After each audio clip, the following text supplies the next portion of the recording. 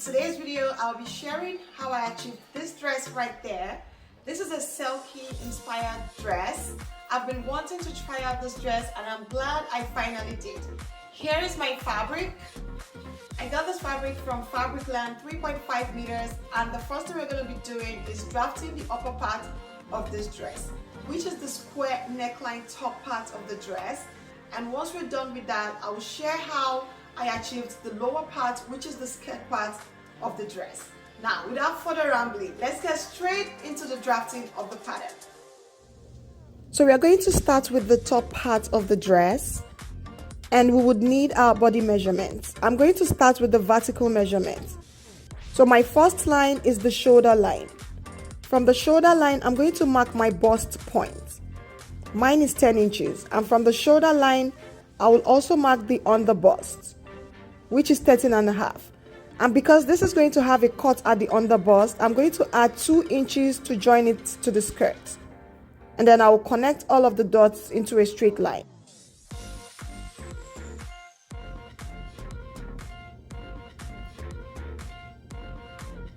So I'll mark my shoulder measurements. My shoulder is 15 inches divided by 2, which is 7.5. And then I'm going to come down by 1 inch for the shoulder slope. And then I'll connect it to the beginning or to the top part. This is because our shoulder is not straight. And then I'll mark the armhole. My armhole measurement is 7.5. I'll connect that into a straight line just like I just did. And then I'll also connect it just like this. So this is my upper chest line. That is my bust line. My under bust and the extended under bust is basically my under bust, but I just extended it by 2 inches. So I'm going to mark the armhole, but before then I need to insert my bust circumference divided by 4. Mine is 8.5. Then I'll use that to connect the armhole, just like I'm doing. So the next thing would be to mark the bust span, which is basically the distance between one nipple to another nipple divided by 2. Mine is 3.5.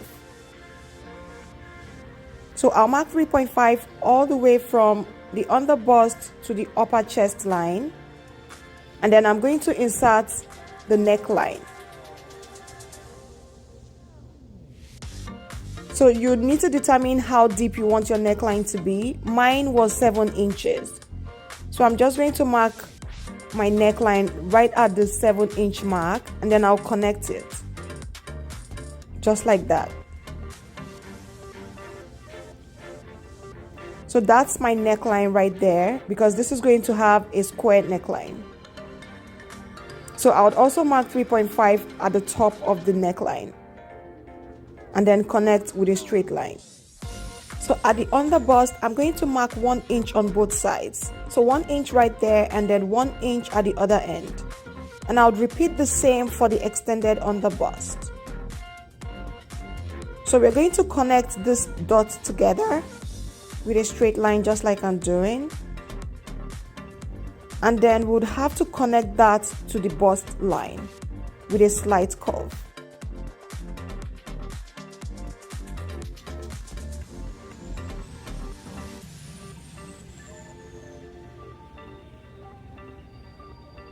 So at the neckline, I'm also going to mark 1 inch on both sides.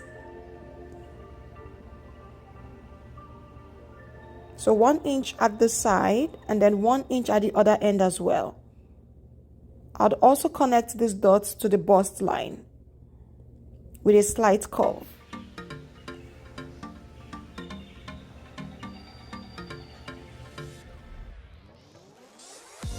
So we are almost done. All we need to do right now is impute all of our measurements. My bust circumference divided by 4 is 8.5. And then I'll add back the 2 inches we took out as dots.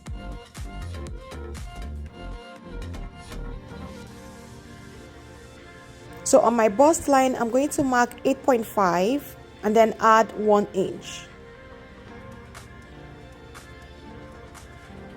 And then my under bust is 7.5, and then I'll add back the 2 inches we took out as darts.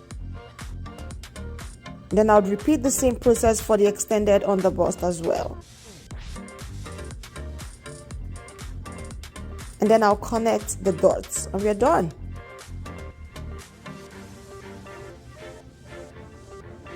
So now I'm going to cut this out.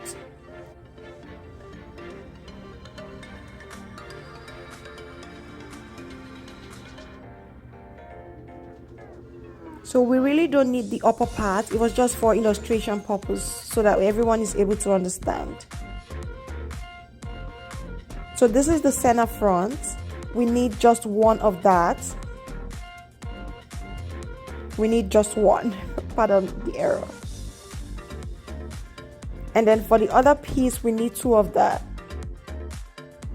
So we're going to have the center front in the middle and then two of the other piece. So now to the back.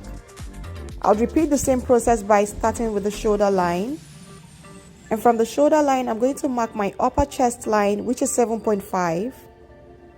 And then my bust point, my under bust, and then the extended under bust. I'll connect all of this into a straight line.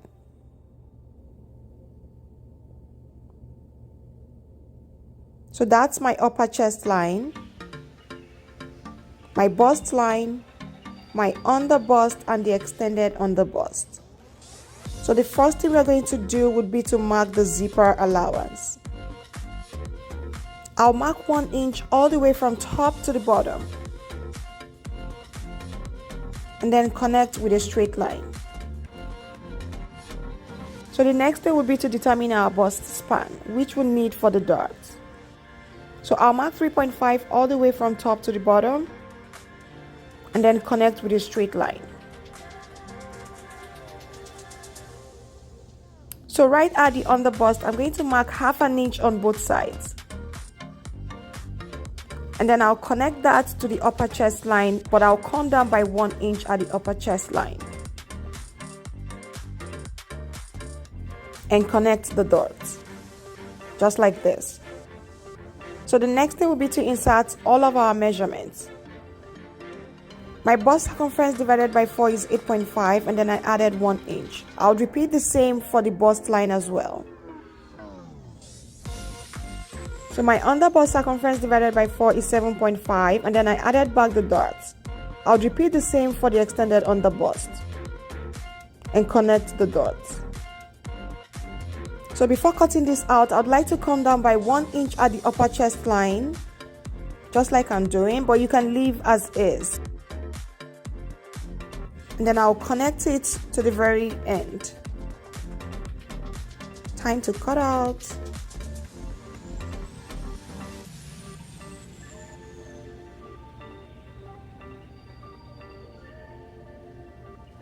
So we're going to need 2 of each of them for the back piece. So now to the cutting on the fabric. So this is the center front and it has to be on fold. I'm adding 1 inch sewing allowance all the way around before cutting out.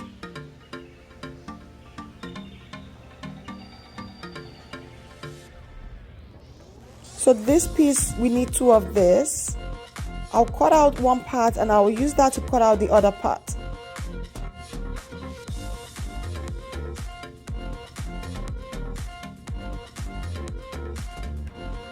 So I'll lay it right sides facing and then I'll cut out the other piece. So here's what the front would look like. And here is the back piece. So this is the part with the zipper. I'm just going to place a notch just to be able to identify that part. Then I'll place it back. And back to the front piece. We need to go take this to the sewing machine. I'll pin it down right sides facing. And then I'll run a straight stitch from top to the bottom, and then I'll repeat the same process for the other end.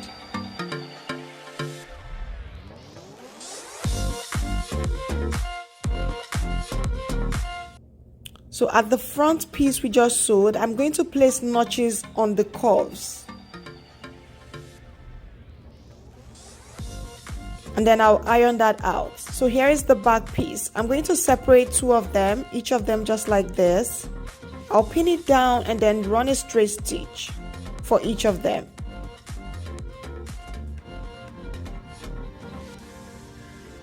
So here is what the front piece looks like. All of the seams have been ironed out,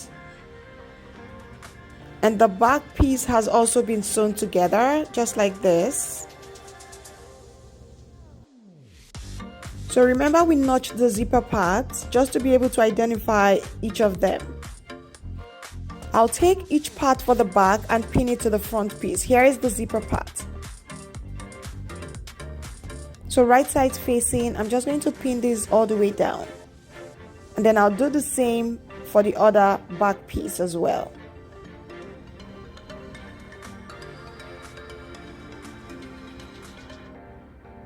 So we'd run a straight stitch and then I'll show you what it looks like. I'll repeat the same process for the lining as well. The back piece will be joined to the front piece and then I'll run a straight stitch.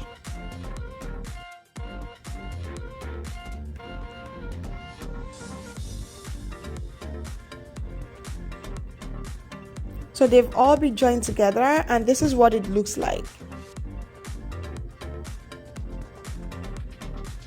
So here is the lining as well. I'm going to pin the lining to the main piece, right sides facing. And then I'll go run a straight stitch all the way around, leaving the bottom part open. So the bottom part is going to be joined to the skirt part, so you don't need to run a straight stitch, except it's a basting stitch. So this is what it looks like. I'm just going to turn this inside out and then iron it out. And this is the final result. So the next part will be the skirt part. I'll be using 2 meters of fabric and then I want the length of the skirt to be 27 inches. And then I added 1 inch sewing allowance, which makes it 28 in total. So I made sure to have a very long fabric so it's enough to be gathered up. So this long fabric consists of both the front piece and the back piece for the skirt. So at the very end, I'm going to leave 1 inch for the zipper allowance. And then I'll run a basting stitch all the way to the other side, and then I'll also leave 1 inch for the zipper at the end. So remember the top piece, we had the zipper allowance at the end. So by the time we gather this up, we'd have to join it to the top part and then close it up. So I'm running a basting stitch on the skirt and then I would have to gather that up once I'm done doing that. So here is what the skirt part looks like. So I would introduce the top and then turn it just like this on top of the skirt, right sides facing. So I'll make sure that the skirt is gathered up to the width of the top part. And then I'll pin it down, which I just did. I'll run a straight stitch all the way around.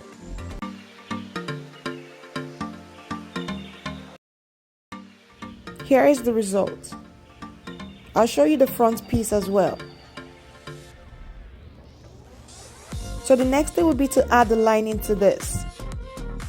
So I gathered this up a little and then I'm just going to go sew this to the dress. And here is the result. I also serged the upper part. The next thing would be to add the zipper. So I'll fold it right sides facing just like this, and then I'll pin it down.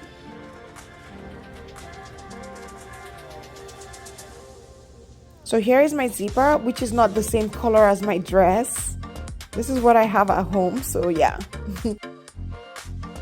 I'll draw a basting stitch from top to where the zipper ends. And from where the zipper ends to the end of the dress, I'll draw a straight stitch.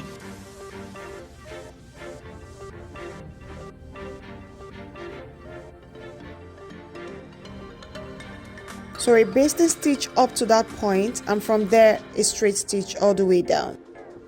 And here is the result. I also hemmed the bottom part round. So now it's time for the sleeves, and here is the pattern I'll be using. In my last cottagecore dress tutorial, I left a video on how you can make your own puffy sleeves. I'll leave that in the description box so you can go check that out. So I'll attach the sleeves to the dress by joining the armhole for each of them together. I'll pin them down right sides facing, just like I'm doing. And once I was done attaching one sleeve, I would repeat the same process for the other sleeve.